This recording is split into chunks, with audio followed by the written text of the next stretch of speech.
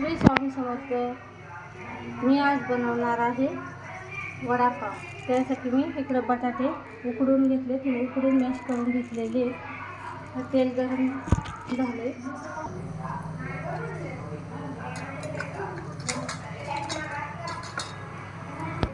तेल गरम झालेले. आता जिरे मोहरी टाकते. जिरे मोहरी तडतडली कढीपत्ता, मी हिरवी मिरची, आलं, लसूण, कोथिंबीर आणि थोडे अख्खे धने वाटून घेतलेले मोठे मोठे बुरबुरे लावले. आता मिरचीचा लसणाचा कच्चेपणा हळद टाकला आणि गॅस कमी करायचं, म्हणजे हळद जळत नाही.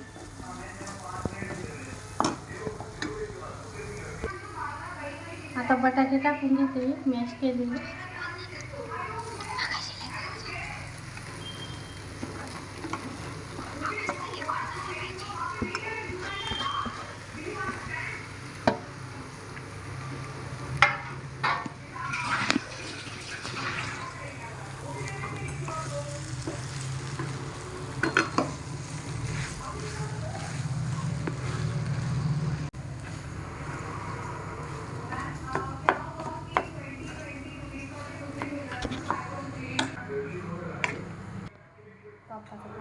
आता मी ही भाजी थंड करून त्याचे असे गोळे करून घेतलेले आणि इकडं पीठ भिजवून घेतलेलं आहे वड्यांसाठी. ह्याच्यात थोडीशी लाल मिरची पावडर, मीठ, ओवा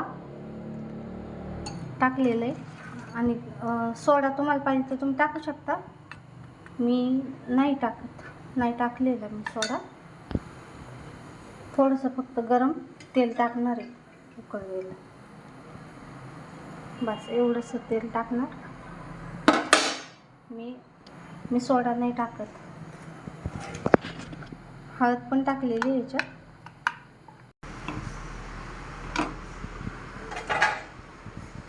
आता असेच मी सगळे वडे तळून घेणार आहे.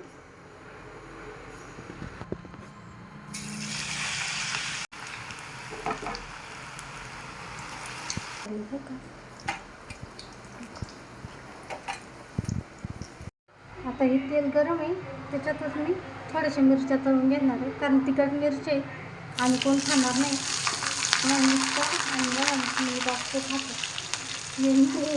मोठा मुलगा तो नाही खातो एवढे तिखट मिरची.